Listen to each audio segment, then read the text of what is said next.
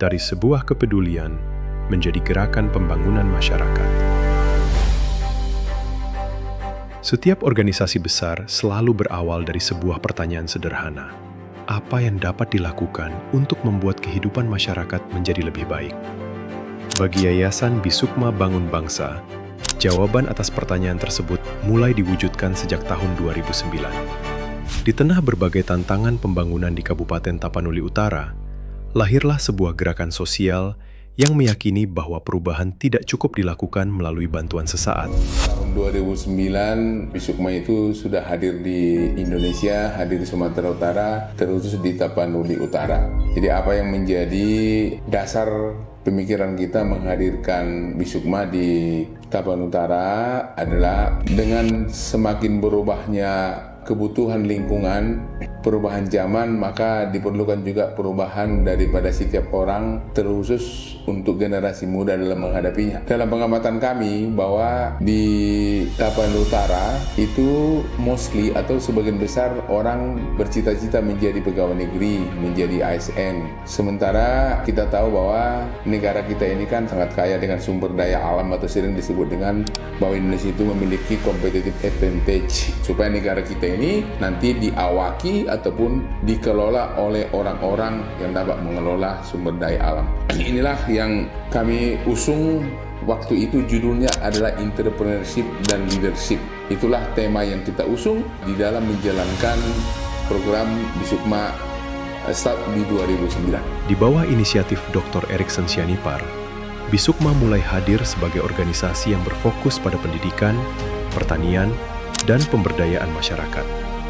Fokus tersebut didasarkan pada keyakinan bahwa kualitas sumber daya manusia merupakan fondasi utama bagi kemajuan daerah.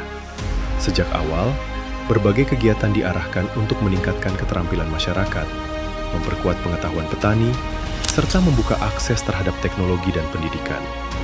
2009 sampai 2019, membangun pondasi pemberdayaan. Selama 1 dekade pertama, Bisukma memusatkan perhatian pada peningkatan kapasitas masyarakat melalui berbagai pelatihan dan pendampingan.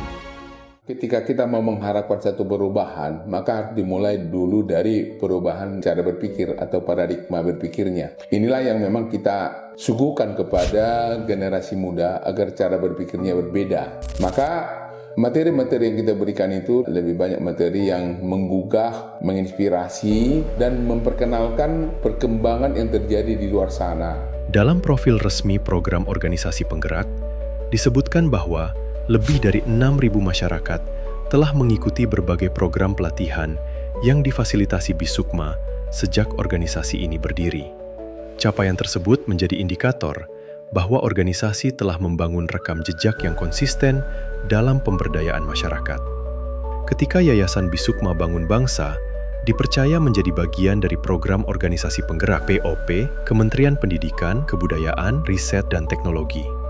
Keikutsertaan dalam program nasional ini merupakan pengakuan atas pengalaman organisasi dalam mendampingi masyarakat, khususnya di bidang pendidikan dan peningkatan kualitas sumber daya manusia. Momentum ini memperkuat posisi Bisukma bukan hanya sebagai organisasi sosial lokal, tetapi juga sebagai mitra pemerintah dalam mendorong peningkatan mutu pendidikan di daerah. Ini butuh effort besar. Maka di dalam mengerjakan ini, kami tidak mengerjakan sendiri, tapi kami selalu mengajak juga pemangku kepentingan, ajak pemerintah, kemudian orang tua daripada siswa, kemudian juga tokoh-tokoh masyarakat, kemudian juga para guru, dan tinggi frekuensi kita datang ke sekolah-sekolah untuk memberikan penguatan-penguatan kepada guru maupun kepada orang tua siswa agar kita memiliki pandangan yang sama di dalam membangun generasi muda yang adaptif untuk kedepannya. Babak baru, membangun fondasi. Program makan bergizi gratis. Dalam waktu lebih dari 1 dekade, perjalanan Yayasan Bisukma Bangun Bangsa menunjukkan transformasi yang bertahap namun konsisten.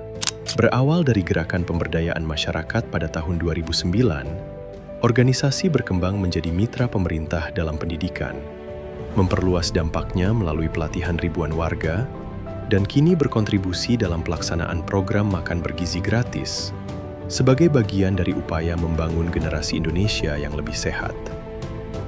Program makan bergizi ini kan sudah teruji dia secara studi akademis bahwa kemampuan kognitif dari seseorang itu akan bagus kalau yang bersangkutan memiliki pasokan gizi, mendapatkan pasokan gizi yang mencukupi karena otaknya sudah lengkap, fisiknya sehat. Sementara kita tahu nih bahwa untuk mengelola peluang yang saya sampaikan di awal tadi itu hanya bisa dilakukan oleh orang-orang seperti apa? Orang-orang yang memiliki kemampuan berpikir kritis, orang-orang yang memiliki kemampuan untuk problem solving. Dengan program makan bergizi gratis ini, kemampuan-kemampuan yang dibutuhkan pada zamannya mereka sudah memenuhi persyaratan itu, sehingga harapan kita untuk menjadi Indonesia hebat, Indonesia kuat itu akan bisa nanti diisi oleh generasi muda yang siap untuk menyongsong masa depan. Kami sangat menyadari, sangat memahami bahwa program ini adalah program untuk membangun masa depan bangsa. Saya sebagai juga kader Partai Gerindra merasa ini juga bagian daripada tanggung jawab yang harus saya pikul. Saya sebagai Ketua DPC, ya saya mau mempersembahkan sesuatu yang baik juga bersama tim-tim saya di lapangan untuk bangsa dan negara. Dengan semangat yang sudah selalu dipompakan Pak Prabowo Subianto sebagai Ketua Umum Gerindra, saya sangat menyambut baik itu dan saya ingin tunjukkan kepada partai saya juga bahwa kami adalah pionir dan kami siap juga mendukung program pemerintah dan kami akan all out, dan itu juga lah yang menjadikan kami mewujudkan dapur yang pertama di Tapanuli Raya yang bisa menginspirasi para pecinta kemajuan untuk ikut bersama-sama membangun dapur MBG ini.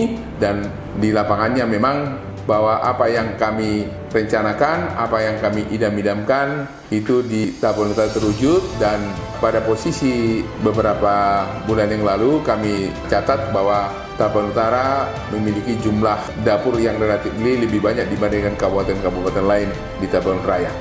Perjalanan ini memperlihatkan bahwa pembangunan tidak hanya diwujudkan melalui infrastruktur, tetapi juga melalui investasi pada manusia. Setiap pelatihan yang diberikan, setiap petani yang didampingi, setiap guru yang diperkuat, dan setiap makanan bergizi yang disajikan merupakan bagian dari satu tujuan besar: membangun masyarakat yang lebih mandiri, lebih sehat, dan lebih berdaya.